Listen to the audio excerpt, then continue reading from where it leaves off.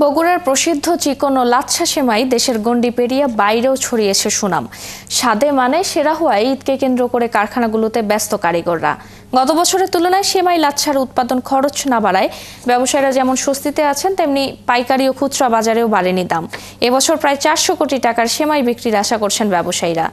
S M Abu সাইদের প্রতিবেদন, ছবি তুলেছেন মাসুদ বাবু।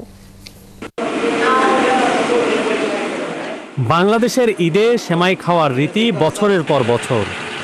সনাতনী পদ্ধতি ছেড়ে এখন অটোমেটিক পদ্ধতিতে মিক্সচার মেশিনে ময়দার খামির দেওয়ার পর কারিগরদের হাতের দক্ষতায় তৈরি হচ্ছে লাচ্ছা সেমাই।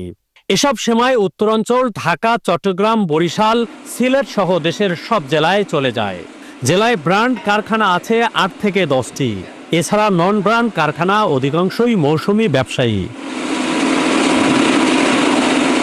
লাচ্ছাগুলো যেগুলো তৈরি হয় এগুলো প্রায় স্পেশাল ময়দা দিয়ে তৈরি হয়।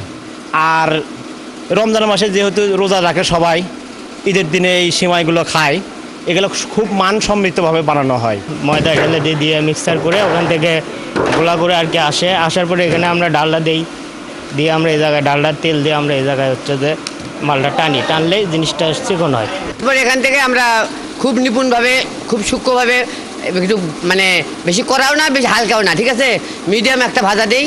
এই ভাজাতে খুব অনেক মালটা টেস্ট হয়। ব্যবসায়ী নেতারা বলছেন, সরকারি পৃষ্ঠপোষকতা পেলে লাচ্ছা সেমাইয়ের ব্যবসাকে আরও সম্প্রসারণ করা সম্ভব। এখন পুকুরে ছাড়াও দেখা যাচ্ছে যে আমাদের বাংলাদেশে বিভিন্ন জায়গায় লাচ্ছাটা উৎপাদন হয়, এবং সরকার যদি এই শিল্পটাতে হেল্প করে এবং আরেকটু হেল্প করে, তাহলে দেখা যাবে এটা এক সময় সারা বাংলাদেশেরই একটা জনপ্রিয় খাবার হিসেবে প্রচলিত হবে।